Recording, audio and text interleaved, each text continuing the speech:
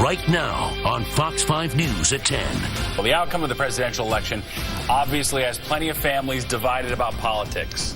Bill, but will it ruin Thanksgiving? I remember when the Iraq War happened. Oh, yeah, It was a little crazy at the Thanksgiving table with my in-laws.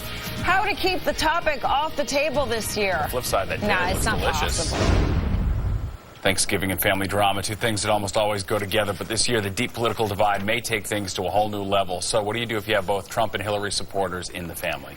Juggle the guest list, ban political talk. Linda Schmidt talked to some experts about how we can all get along for the holidays.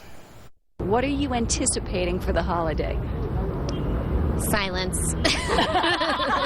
Well, that is one approach to dealing with politics on Thanksgiving. Just don't talk about it. Me and my parents kind of share like completely opposite terms of like the spectrum in terms of views, so it's something we just don't discuss politics because it always ends in like heated conversations. I don't think I want to bring that to the table this year. Whether you supported Hillary, Bernie, Trump, or any other candidate, psychologist Dr. Ben Michaelis says just talking turkey instead of politics actually is not the most healthy approach. The reality is that there is a perspective for both sides, and there's value in both perspectives. And I think that if we can just open our ears and open our hearts to each other, we actually are able to do more and come together as a nation, because that's really what we need after this election season. However, he says there definitely have to be ground rules. The ground rules for any sort of family discussion around politics are, again, respect. If you feel like someone is being disrespectful to you or any sort of name calling, immediately there needs to be a timeout. And you can actually have a 5-minute timeout, a little break. And if you have an obnoxious relative who just loves to stir the pot. For people that have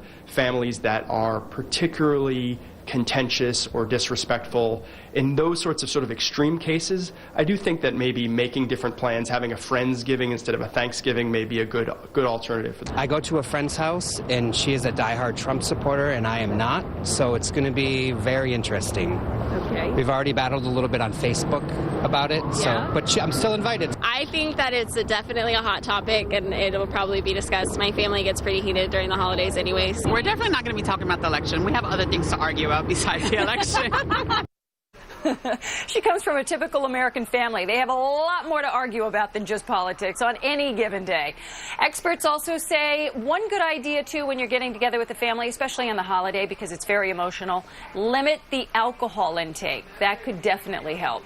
Derry, back upstairs. I'm laughing because we so did much easier said than done. Well, and we did that story about doctors say that, Yeah, you know, one like one fine, glass is good for your heart. Don't get carried away. Don't drink. Good luck with that. Whatever.